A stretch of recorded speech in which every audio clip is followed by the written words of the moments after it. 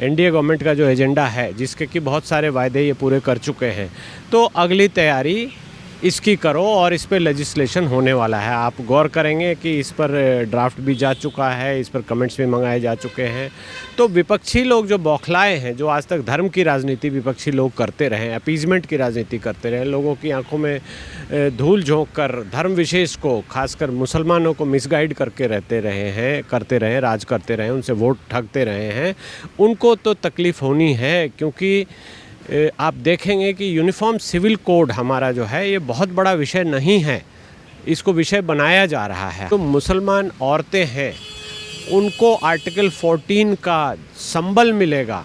आप देखिए, आपके समकक्ष जो हिंदू औरतें हैं, उनका पति अगर दूसरा विवाह करता है तो वो जाकर पुलिस में कंप्लेंट या कोर्ट में कंप्लेंट करके उसको 494 में उसको जेल 7 साल तक का प्रावधान है जेल भिजवाने का। मुसलमानों औरतों के पास ये अधिकार नहीं है। उनका पति पहली शादी कर सकता है, उनको पत्नी रहना पड़ेगा, दूसरी भी कर लेगा फिर भी उनको पत्नी रहना पड़ेगा, तीसरी भी कर लेगा फिर भी उनको पत्नी रहना पड़ेगा, चौथी कर लेगा तब तक उनको पत्नी रहना पड़ेगा। आप 75 साल हो गए हैं, कोशिश हो रही है और एक सरकार चुनकर आई है जिसको कि लोगों ने मैंडेट दिया है। तो उसको मैंडेट को पूरा करने के लिए सरकार अगर ये काम कर रही है तो इसका हमको स्वागत करना चाहिए। और ये कहीं ना कहीं जो मुसलमान लोग हैं उनके हक में है ये बात, ये उनको समझना चाहिए। सर, देश के प्रधानमंत्री नरेंद्र मोदी ने अपने संबोधन में यूसीसी को लेकर जिक्र किया है और कहा है कि जिस तरीके से विपक्षी पार्टियां जो हैं वो यूसीसी को लेकर बरगला रही हैं लोगों को, वो बात सही नहीं है। और वही पीएम नरेंद्र मोदी ने अपने संबोधन में सुप्रीम कोर्ट का जिक्र करते हुए भी कहा कि कोर्ट कई बार कह चुका है यूसीसी के बारे में। तो सर, आखिरकार यूसीसी को लेकर जिस तरीके से आज प्रधानमंत्री नरेंद्र मोदी की तरफ से जोर दिया गया है, इसकी क्या विशेषताएं हैं और आखिरकार आज जो विपक्ष है वो क्यों राजनीति कर रहा है इस पर? देखिए, प्रधानमंत्री ने ये बीजेपी के कार्यकर्ताओं की मीट में भोपाल में कहा है, इसलिए बहुत महत्वपूर्ण है ये बात। और ये सीधा दिखाई दे रहा है कि अपने कार्यकर्ताओं को वो मैसेज दे रहे हैं कि जो एजेंडा बीजेपी का है, एनडीए गवर्नमेंट का जो एजेंडा है, जिसके कि बहुत सारे वायदे ये पूरे कर चुके हैं, तो अगली तैयारी इसकी करो और इस पर लेजिस्लेशन होने वाला है। आप गौर करेंगे कि इस पर ड्राफ्ट भी जा चुका है, इस पर कमेंट्स भी मंगाए जा चुके हैं। तो विपक्षी लोग जो बौखलाए हैं, जो आज तक धर्म की राजनीति विपक्षी लोग करते रहे, अपीजमेंट की राजनीति करते रहे, लोगों की आंखों में धूल झोंक कर धर्म विशेष को, खासकर मुसलमानों को मिसगाइड करते रहे, राज करते रहे, उनसे वोट ठगते रहे हैं, उनको तो तकलीफ़ होनी है। क्योंकि आप देखेंगे कि यूनिफॉर्म सिविल कोड हमारा जो है, ये बहुत बड़ा विषय नहीं है, इसको विषय बनाया जा रहा है। हमारा जो क्रिमिनल कोड है वो पहले ही यूनिफॉर्म है। अगर आप कोई चोरी करते हैं, चाहे आप किसी धर्म के हों, किसी जाति के हों, चोरी करते हैं या कोई क्राइम करते हैं, तो आपके ऊपर कानून बराबर रूप से लगता है। आईपीसी या जो भी क्रिमिनल धाराएं हैं वो सब बराबर रूप से लगती हैं। और सिविल में ये अलग रख दिया गया, अंग्रेज़ों ने ये तब बात की थी और अलग कर दिया। उसके बाद से 1955-56 में जाकर हिंदू कोड बिल बनाया गया। वो संविधान निर्माताओं ने उस वक़्त ये ऐसा सोचा और जो हमारा अनुच्छेद 44 है नीति निर्देशक तत्व, उसमें कहा कि राज्य यूनिफॉर्म सिविल कोड लाने की कोशिश करेगा। तो आप 75 साल हो गए हैं, कोशिश हो रही है और एक सरकार चुनकर आई है जिसको कि लोगों ने मैंडेट दिया है। तो उसको मैंडेट को पूरा करने के लिए सरकार अगर ये काम कर रही है तो इसका हमको स्वागत करना चाहिए। और ये कहीं ना कहीं जो मुसलमान लोग हैं उनके हक में है ये बात, ये उनको समझना चाहिए। उनको अंधी तरह से जो मिसगाइड कर रहे हैं कुछ स्वार्थी राजनेता, उनके पीछे नहीं जाना चाहिए। सबसे पहले तो आप देखेंगे कि सभी लोग कानून के सामने बराबर हो जाते हैं, तो आप बराबर रूप से कानून का हक मांग सकते हैं, चाहे आप हिंदू हो, मुसलमान हो, कोई भी हो। तो ये विभाजन जो किया गया था, आर्टिफिशियल हमारा जो विभाजन किया गया था समाज का, वो अब ख़त्म हो जाएगा। हम सभी लोग यूनिफॉर्म सिविल कोड के अंतर्गत आएंगे। हमारे पर्सनल लॉज, हिंदुओं के पर्सनल लॉज तो पहले से ही लेजिस्लेट हो चुके हैं। और जो हिंदू कोड बिल है उसमें 4 एक्ट लाए गए थे, तब से एडॉप्शन, मेंटेनेंस और इनहेरिटेंस का कानून तब से संविधान के अंतर्गत चल रहा है।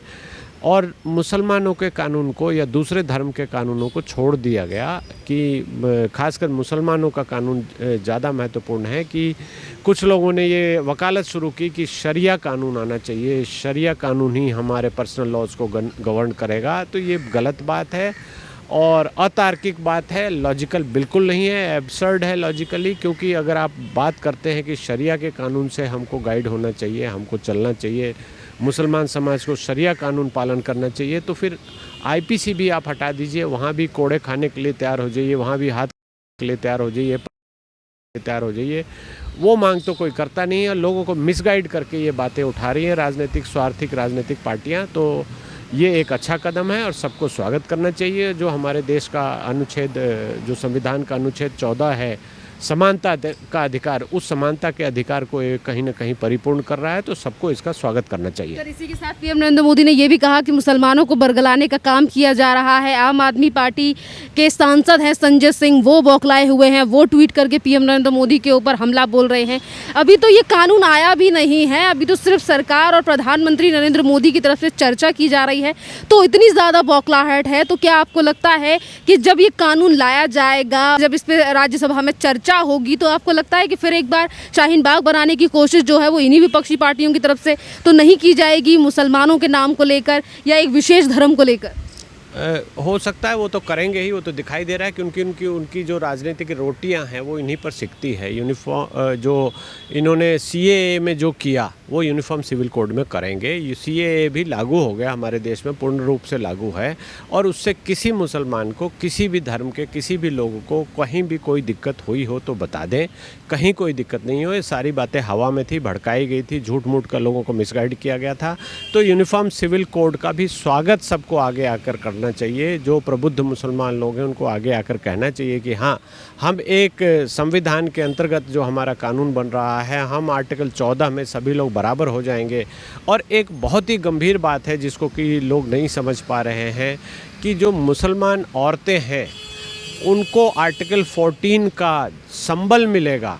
आप देखिए, आपके समकक्ष जो हिंदू औरतें हैं, उनका पति अगर दूसरा विवाह करता है तो वो जाकर पुलिस में कंप्लेंट या कोर्ट में कंप्लेंट करके उसको 494 में उसको जेल 7 साल तक का प्रावधान है जेल भिजवाने का। मुसलमानों औरतों के पास ये अधिकार नहीं है। उनका पति पहली शादी कर सकता है, उनको पत्नी रहना पड़ेगा, दूसरी भी कर लेगा फिर भी उनको पत्नी रहना पड़ेगा, तीसरी भी कर लेगा फिर भी उनको पत्नी रहना पड़ेगा, चौथी कर लेगा तब तक उनको पत्नी रहना पड़ेगा।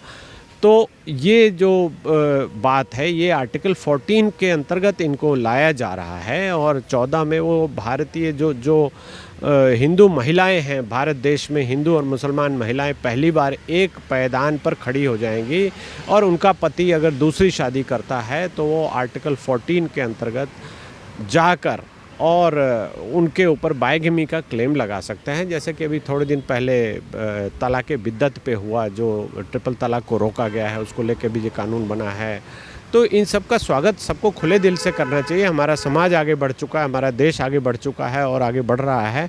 तो इस समाज में ऐसे लोग क्यों रहें जो पुरानी बातें करते हैं, जो पौराणिक बातों को करते हैं, जो अनरीजनेबल बातें करते हैं, जिनका कोई लॉजिक नहीं है, वैसी बातें करते हैं। तो उन बातों से नुकसान के अलावा हमारे देश को कहीं कुछ नहीं। हम एक प्रगतिशील समाज हैं, एक प्रगतिशील समाज ही एक प्रगतिशील देश बनाएगा। तो हमको सबको मिलकर, सारे धर्मों को, सारी जातियों को, सारे वर्णों को, सभी तरह के लोगों को मिलकर और देश के एक कानून के नीचे आना चाहिए और उस तरह से देश के कानून का स्वागत भी करना चाहिए। सर, पीएम नरेंद्र मोदी ने आज अपनी बातों के दौरान इन चीज़ों का भी जिक्र किया, जैसे कि अभी वो हाल ही के दिनों में मिस्र होकर आए हैं, इजिप्ट होकर आए हैं। उन्होंने यहाँ पर भी कहा कि काफ़ी ऐसे मुस्लिम देश हैं जहाँ पर 80 से 90 साल पहले ऐसे कानूनों को रद्द कर दिया गया है। फिर भारत में अगर इस तरीके से यानी कि अगर आपने तलाक़ बिद्दत का जिक्र किया, 3 तलाक़ का जिक्र किया, जो चीज़ें मुस्लिम कंट्रियों में पहले ही एंड हो चुकी हैं, और अगर भारत में आज यूसीसी की बात की जा रही है तो उस पर यह कहा जाता है कि सिर्फ एक मुसलमान को टारगेट किया जा रहा है, विशेष समुदाय को टारगेट किया जा रहा है, या फिर 2024 में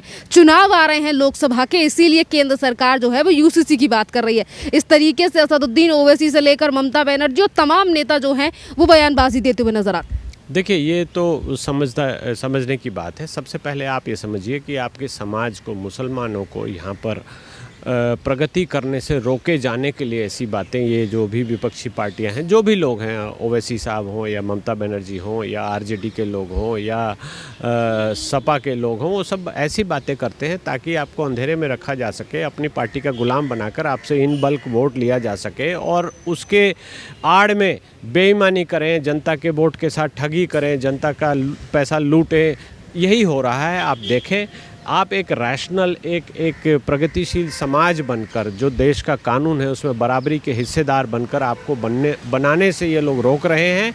इसलिए इनका विरोध होना चाहिए और सभी मुसलमान लोगों को इसको आगे बढ़कर स्वीकार करना चाहिए कि ये बहुत ही प्रगतिशील बात है और हम इसके साथ भारत सरकार के साथ चलेंगे और इसमें भारत सरकार का साथ देंगे और इस कानून का हम स्वागत करेंगे।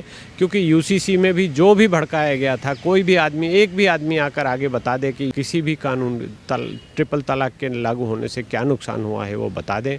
ऐसा कोई बताने वाला नहीं है, क्योंकि ये बातें सिर्फ भड़काने के लिए, सिर्फ उनको मिसगाइड करने के लिए, सिर्फ उनको दबाने के लिए, सिर्फ उनको पिछड़ा रखने के लिए की जाती हैं। और विपक्षी पार्टियां आज तक ये करने में कामयाब रही हैं।